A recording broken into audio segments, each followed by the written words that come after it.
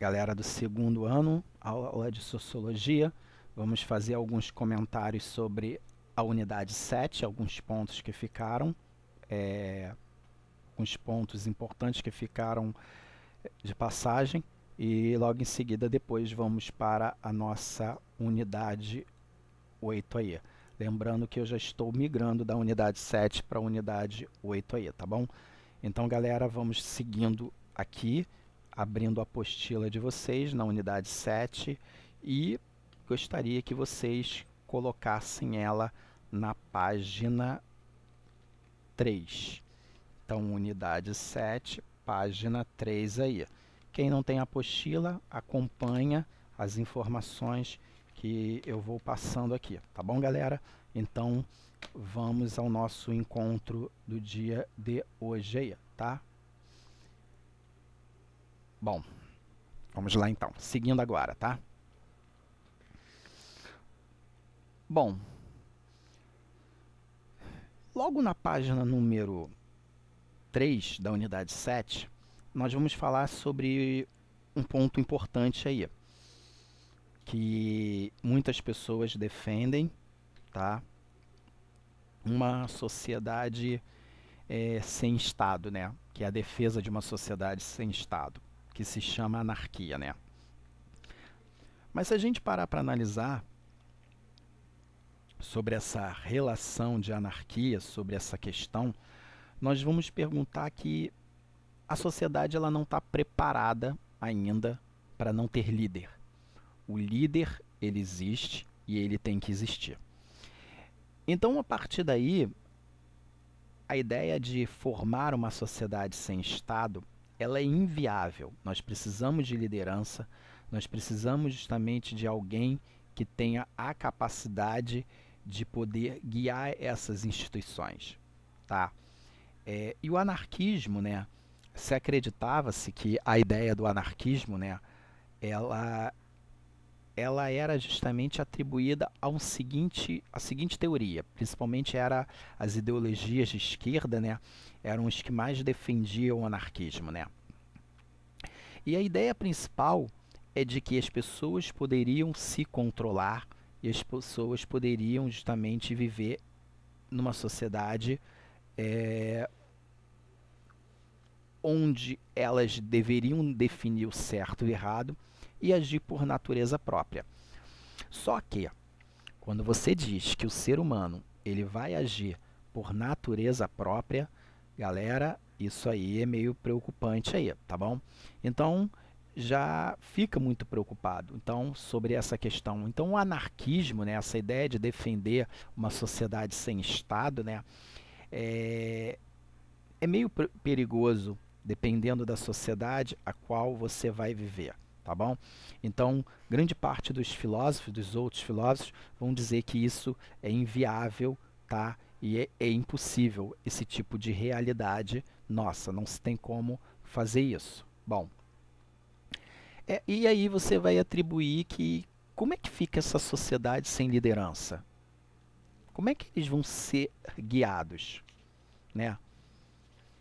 Então, mais uma vez, a grande crítica que se faz a partir daí é como é que essa sociedade vai ser guiada, né? Todos nós precisamos de líderes, né? De alguém para nos amparar, né? E é tão interessante isso que até o próprio evangelho, até o próprio cristianismo, ele te mostra isso, ele te mostra liderança, ele te mostra caminho, ele te mostra para quem seguir. Porque as pessoas elas precisam ser, as pessoas elas têm que viver em comunidade, mas as pessoas elas também têm que ter leis para seguirem. A lei ela tem que atingir todos de uma maneira igualitária, que seja igual para todos ali.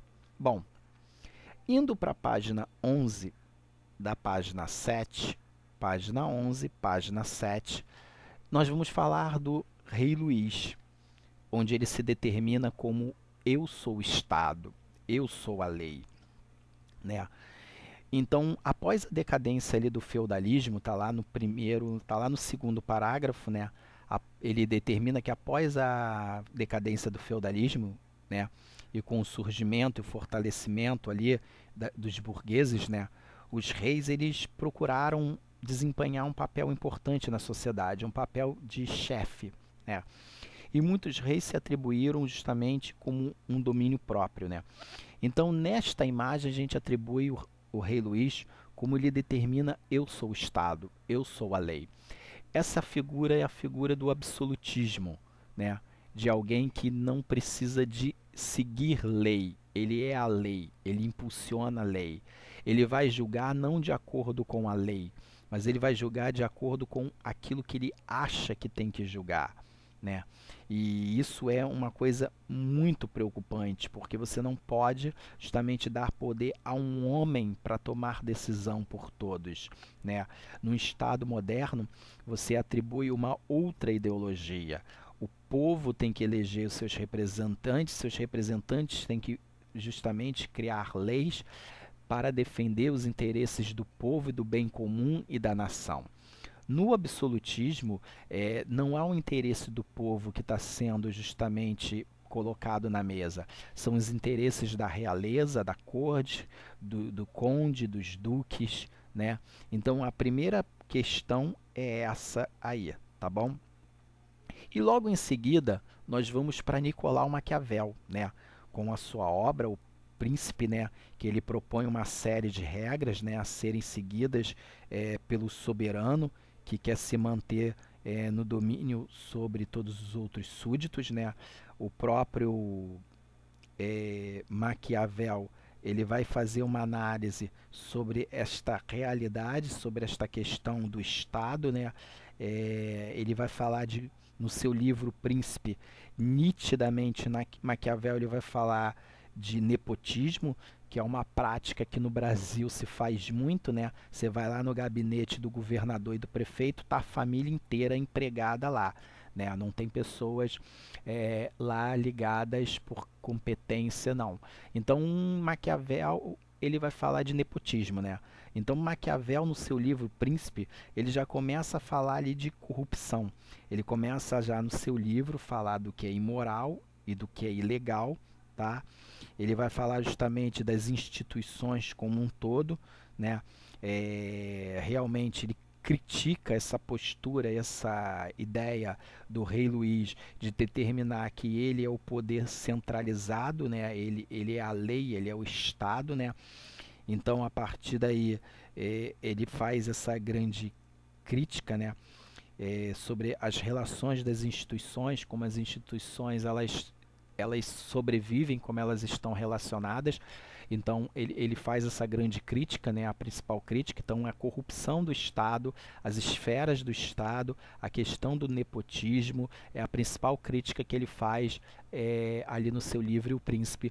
E ele determina que praticamente todas as instituições, né, praticamente o Estado, ele pratica isso de uma maneira leviana e antagônica, não defendendo os interesses da nação, mas defendendo os interesses particulares, interesses seus, né? E ele vai determinar que o sucesso de um Estado ou de uma nação é o fim supremo, tá? E ele vai dizer: quem quer que o governe o Estado ou a nação deve lutar para assegurar. Aí vamos lá, o sucesso do Estado, que é óbvio, e também assegurar o seu próprio sucesso, né? E aí você tem que criar alternativas que possam ser satisfatórias. E Maquiavel ele fala uma coisa muito polêmica, né? Que os fins justificam os meios. Mas depois agora não. Mas depois eu vou comentar sobre essa colocação dele ali, que os fins justificam os meios. Parece que a gente pode a qualquer momento fugir da lei, das regras, para fazer o que quer, né? Maquiavel ele não está dizendo que você tem que fugir das regras a qualquer momento, mas ele diz que existem alguns momentos em que você tem que tomar uma postura muito mais dura, né? Como o cenário hoje que nós vivemos no Brasil, né? Principalmente a violência no Rio de Janeiro, né? Infelizmente, a legislação impede de que algumas políticas venham a avançar. Não é à toa que a corrupção e a criminalidade ela aumentaram muito no Rio de Janeiro, porque a legislação muitas vezes beneficia esses indivíduos à prática de nepotismo e de corrupção. Então, quer dizer, é uma crítica que Maquiavel faz a partir daí, né? Bom, então dentro dessa grande análise ali, né, nós vamos falar justamente sobre a ascensão dos burgueses, né? Na maioria, os burgueses, eles assumiram ali a liderança justamente ali no processo de urbanização, também baseado ali na questão, grande parte dos burgueses era afim, queriam um fim e a derrubada da monarquia absolutista, tá? A burguesia que nunca participou de assuntos políticos, a partir de agora ela toma a iniciativa, né, a partir dessa ação, né? Então, com a ascensão da burguesia, né, é, é, é, o Estado ele passa a ser praticamente transformado de uma maneira mais nítida. Nós sabemos que os burgueses eles dominam o mercado, então assim a força de trabalho nossa está entregue aos burgueses, né, que dominam, que compram a nossa força de trabalho em troca de um salário. E esses grandes burgueses até então nunca se interessaram por política, mas a partir de agora eles começam a se interessar por assuntos da grande política aí. Então há uma grande reviravolta nesse cenário todo. A monarquia ela dependia da elite da sociedade para se manter no poder, mas desde o momento em que essa elite da sociedade vê o fim da monarquia como algo vantajoso para si e a burguesia ela pode ter uma ascensão no mundo da política, então o cenário a partir de agora ele particularmente ele muda, tá?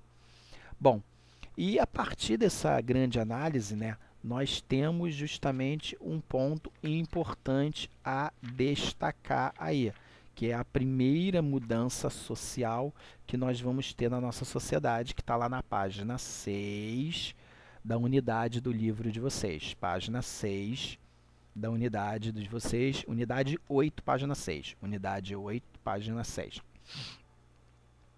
Que da ascensão da burguesia, que comandava as forças produtivas de trabalho, né, o proletariado, e ganha prestígio, né, com a queda da monarquia, eles entram no cenário político. Essa burguesia ela ataca a partir de agora num outro cenário, a Revolução Industrial, que está na página 6 de vocês.